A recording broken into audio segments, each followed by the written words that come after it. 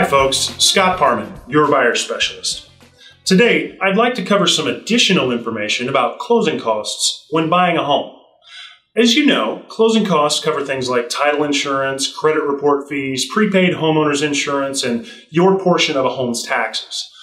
All told, in our area, closing costs usually equal around 1.5% to 2.5% of a home's price. I'll break down the specifics in a separate video. Now, today, we'll cover some philosophy.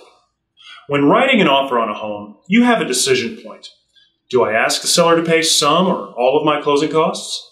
As a buyer, unless you have a loan program that adds them to your loan, closing costs are generally straight out-of-pocket expense. So you'll have less money in the bank immediately after closing.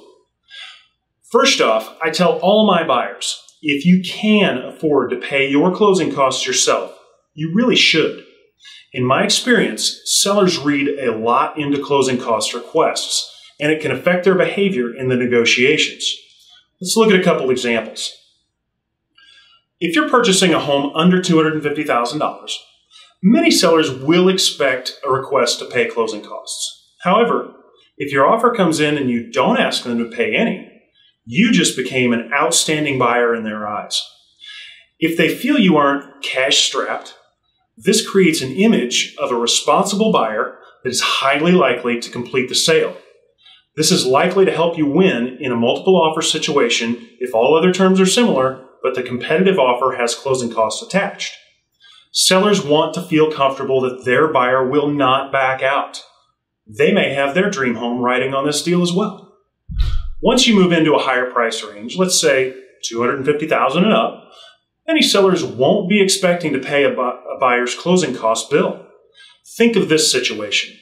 You're purchasing a $300,000 home and putting 20% down. That's $60,000. So clearly you have the cash. So you ask the seller for $5,000 in closing costs. They may view you as someone who is going to rake them over the coals throughout the entire transaction. This could be an important consideration for them when evaluating offers. If you do happen to then get under contract with them, the seller may be extremely wary of the inspection process, where a little goodwill between parties can go a long way in negotiating the repairs that you want done on the home. Now, of course, every situation is different, and these examples don't cover everything. I just hope this helps you better understand some of the process of buying your next home. If you do have questions, just give me a call. 816-585-3273. I'm Scott Parman. See you next time.